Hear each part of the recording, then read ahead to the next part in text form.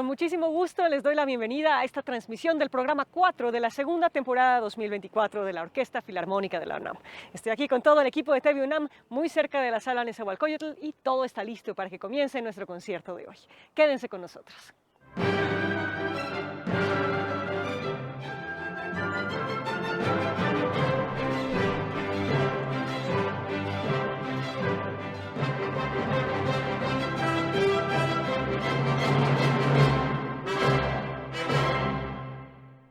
El concierto de hoy se enmarca en el foco Austria de esta temporada, en el que nos enfocamos en este país y en sus aportaciones al lenguaje sinfónico. Hoy escucharemos algunas de estas obras austriacas desde los lentes de los siglos XVIII, XIX y XX. En la primera parte del concierto escucharemos la obertura L'Isola disabitata, la isla desierta de Franz Joseph Haydn, una muestra de su maestría sobre el lenguaje orquestal. Y después nos adelantamos varios saltos cuánticos sinfónicos para escuchar la gran octava sinfonía de Franz Schubert, su sinfonía inconclusa.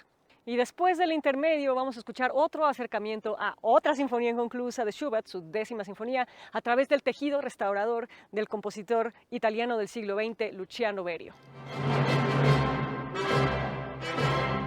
Aunque Haydn es mejor conocido por sus aportaciones al lenguaje de la sinfonía y la música de cámara del siglo XVIII, sus aportaciones al campo de la ópera han pasado relativamente desapercibidas.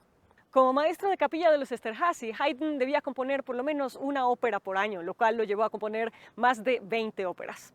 L'Isola disabitata, su ópera favorita, es poco interpretada hoy en día, pero su obertura ha tenido una larga vida independiente a la de la ópera completa. Esta obertura tiene varias secciones, de manera que suele compararse con una sinfonía en miniatura, y es un gran ejemplo del estilo llamado Sturm und Drang.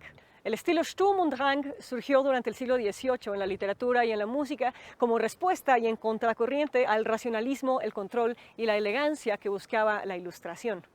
Este estilo se caracteriza por expresiones súbitas y salvajes de emociones libres en estallidos de energía y exuberancia que aparecen por todas partes en esta obertura.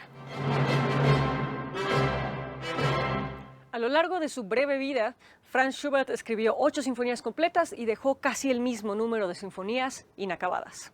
Su sinfonía en si menor, de la que solo escribió 2 movimientos, fue escrita en momentos difíciles de su vida. La sífilis que lo mataría 6 años después estaba empezando a cobrar los primeros efectos serios sobre su salud en 1822, cuando estaba escribiendo esta obra. Y sí se escucha un cambio en su estilo de composición. Esta es una obra más temeraria y directa, que viene de una experiencia de dolor y oscuridad que no había vivido anteriormente. ¿Por qué no terminó esta sinfonía? No lo sabemos, pero podría tener que ver con su delicado estado de salud o con que él sentía que no podía escribir 2 movimientos más que complementaran adecuadamente los primeros, o simplemente quería olvidarse de esta etapa de su vida y seguir adelante. En todo caso, esta sinfonía no se estrenaría hasta mucho después de su muerte, en 1865, cuando aún sonaba adelantada a su época. Será una sinfonía inconclusa en el sentido de que Schubert solo escribió 2 de los 4 movimientos, pero esta obra es congruente, completa y poderosa en sí misma. No necesita nada más. Vamos entonces a escuchar de Franz Joseph Haydn L'Isola disabitata, la isla deshabitada, su obertura, y de Franz Schubert su sinfonía número 8 en si menor de 759, inconclusa, que consta de 2 movimientos. Allegro moderato y andante con moto. Nuestro director huésped del día de hoy es Serva Dinic, a cargo de la Orquesta Filarmónica de la UNAM, y este concierto está dedicado a la Facultad de Estudios Superiores Cuautitlán por su 50 aniversario. Acompáñenme al interior de la sala Nezahualcóyotl, que está por comenzar el concierto de hoy.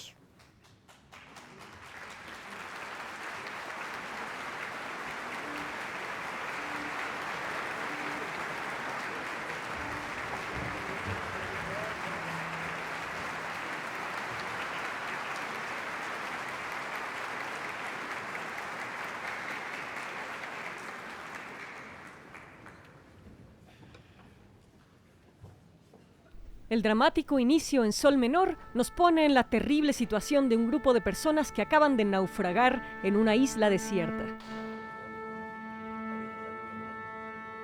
Poco después, la orquesta estalla de emoción, presagiando las aventuras que ocurrirán a lo largo de la ópera.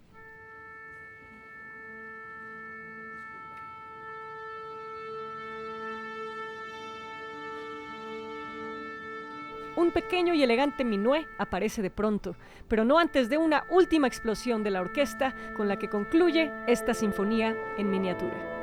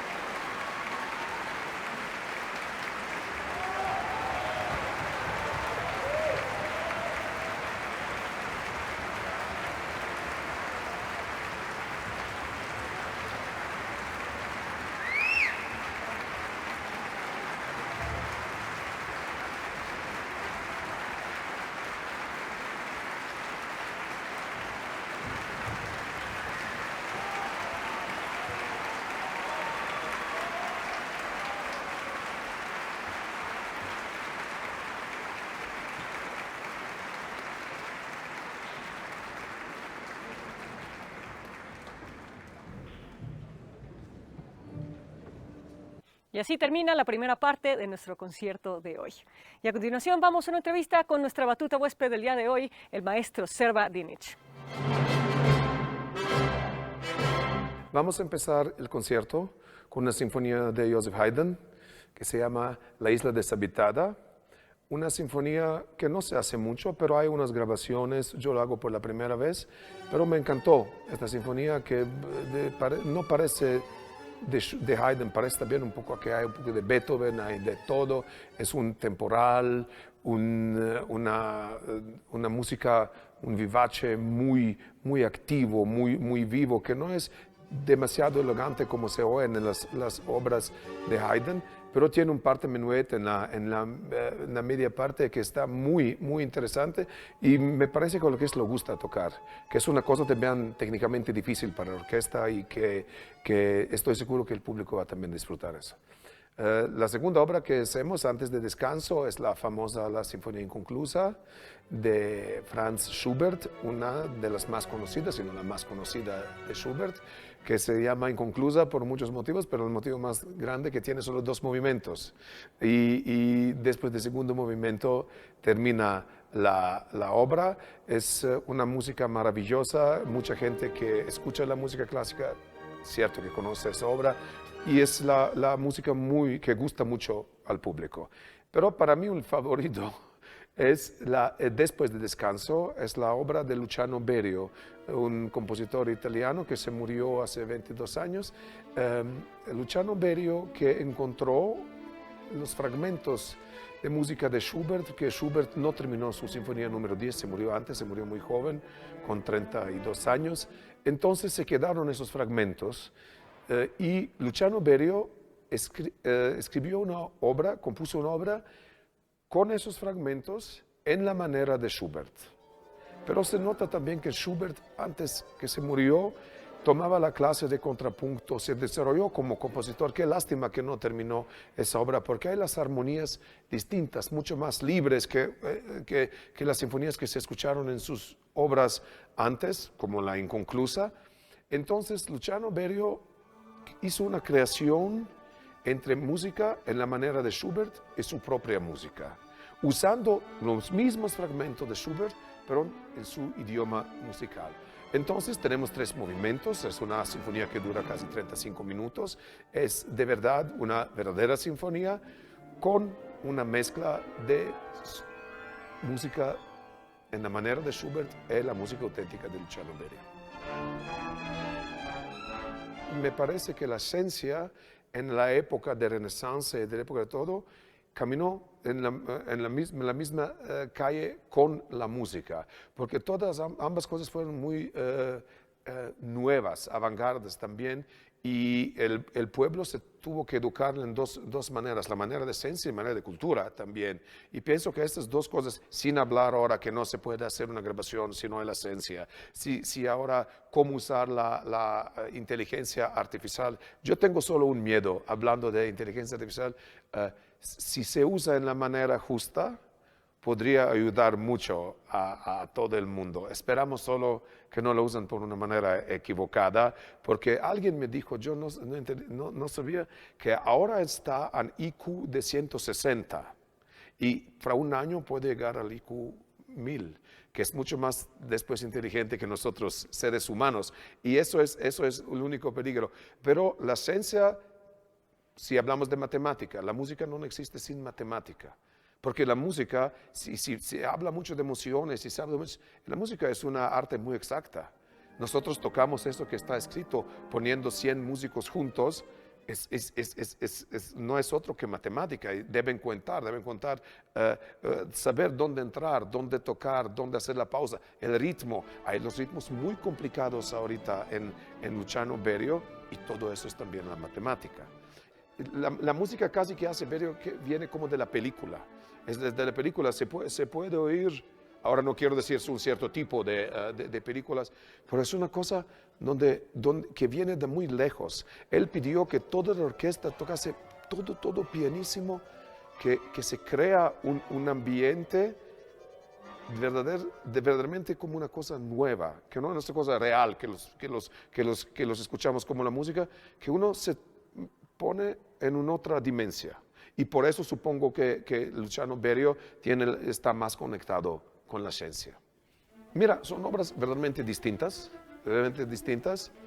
Claro, que la música que conozco mejor y que la música que es mi favorita es la inconclusa de Schubert, pero esa idea de Berio revivir la música o probar a hacer la música de Schubert es una cosa que para mí parece muy interesante. Todo el mundo habla que habría la Sinfonía número 10 de Beethoven y que pusieron también la inteligencia artificial a ayudar a hacerla, pero eso lo hizo un ser humano, Luciano Berio, y al principio cuando lo escuché la primera vez dije, pues está bien, pero ahora trabajando también en vivo con la orquesta, me parece una obra muy interesante. No será demasiado fácil a entender todo el primer momento, pero al final se crea un grande final, con un grande triunfo en re mayor de toda obra, y pienso que el público va a disfrutar. Es la quinta vez que trabajo ya con la orquesta de FUNAM. Yo me siento muy bien porque la orquesta está disponible, la orquesta responde, la orquesta reacciona muy rápido. Hemos hecho un gran progreso en 3 ensayos porque es impresionante que esta orquesta hace crece mucho en 4 ensayos. Veo que conocen también la música de Schubert, Berio no lo conocían tampoco Haydn, pero eso no es ningún problema porque son muy rápidos a aprender, son muy rápidos con una muy buena onda, y para mí es un placer trabajar con ellos. Porque me parece que vale la pena escuchar también las cosas. Es una gran discusión si debemos tocar solo las cosas famosas o muy conocidas o desconocidas. Para mí, yo pienso que una buena mezcla, como en este caso, que hacemos, puede ser interesante para el público. A continuación vamos a una cápsula sobre el movimiento artístico en Alemania, Sturm und Drang. Sturm und Drang. La tropa del cementerio, fantasmagórica, rodeó a la mujer agonizante. Entran y salen, corren y gritan, revoloteando en su cansada danza. Paciencia, paciencia, cuando el corazón se rompe, a tu Dios no se le hacen preguntas. De tu cuerpo has quedado liberada. El cielo conserve tu alma eternamente. Leonore, Gottfried August Bürger, 1773. Estamos en el siglo XVIII, en pleno auge de la Ilustración, la era de la razón. La sociedad y el arte están guiados por un código de racionalidad, moralidad y lógica. El arte busca exaltar ciertos principios de orden, resaltando el papel de la razón, la mente, como el principal camino para llegar a la verdad. En este momento de la historia del arte, los placeres estéticos de los sentidos y el mundo subjetivo de las emociones son vistos casi como estorbos al mundo racional. Pero no todo el arte, ni todos los artistas, estaban completamente en el barco intelectual de la Ilustración.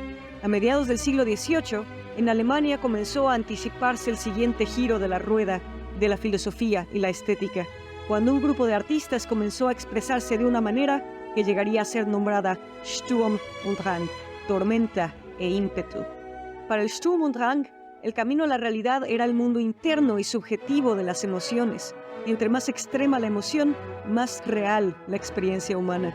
Esto implicaba explorar en el arte no solo emociones sublimes, sino también terribles y aterradoras.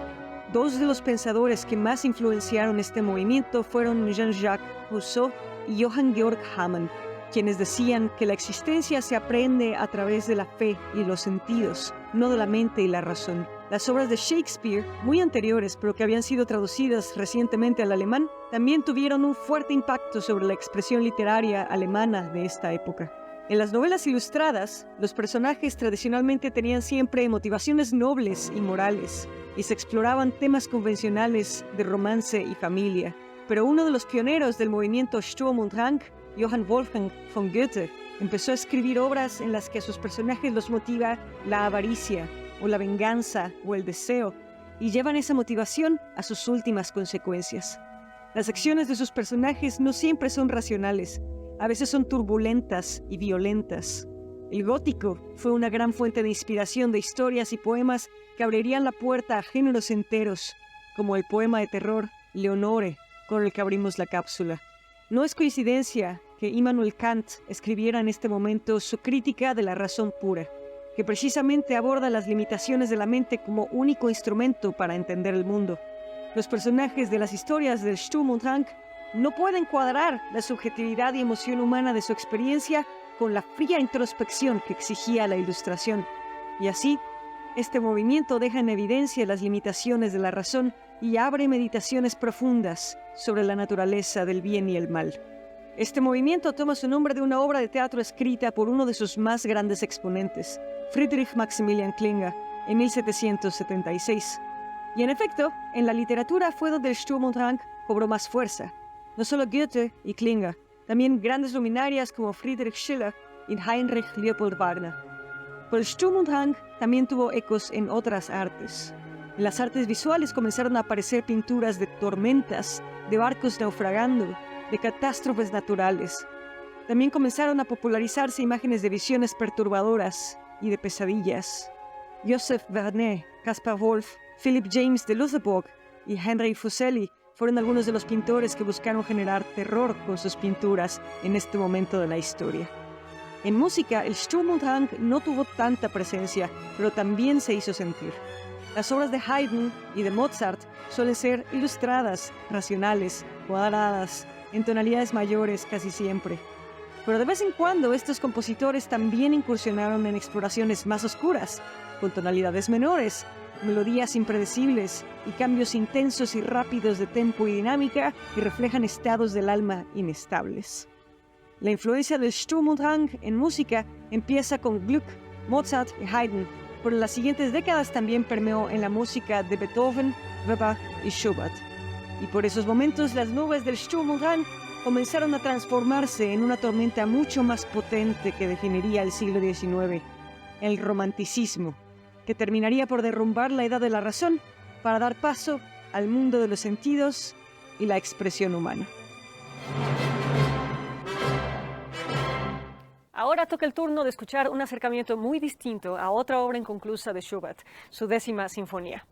Esta obra fue escrita a dueto con un compositor italiano del siglo XX, Luciano Berio, quien abordó mucha música de siglos anteriores en su serie Recomposiciones.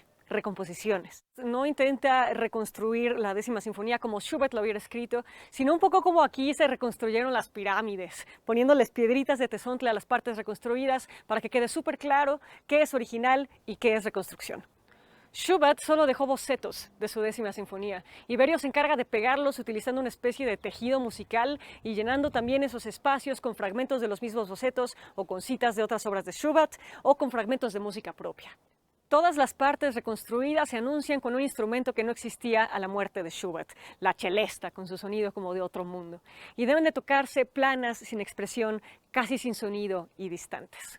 Vamos entonces a escuchar de Luciano Berio Rendering sobre temas de Franz Schubert, que consta de 3 movimientos: allegro, andante y allegro.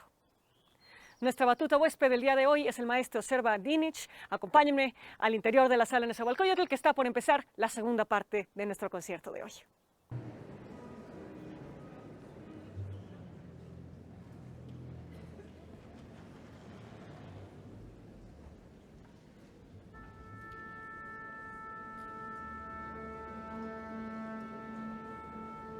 La presencia fantasmal de la celesta acompaña las partes rellenadas por Berio, de manera que nunca olvidamos que estamos escuchando a Schubert en nuestro tiempo, no en el suyo.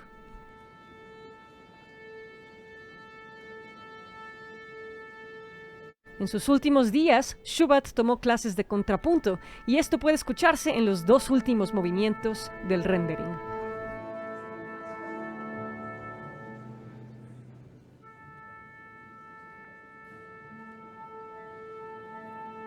El último movimiento junta muchos bocetos polifónicos y contrapuntísticos de esta sinfonía. Escuchamos aquí a Schubert trazando las distintas posibilidades para la obra y las escuchamos en sucesión, como si estuvieran fuera del tiempo.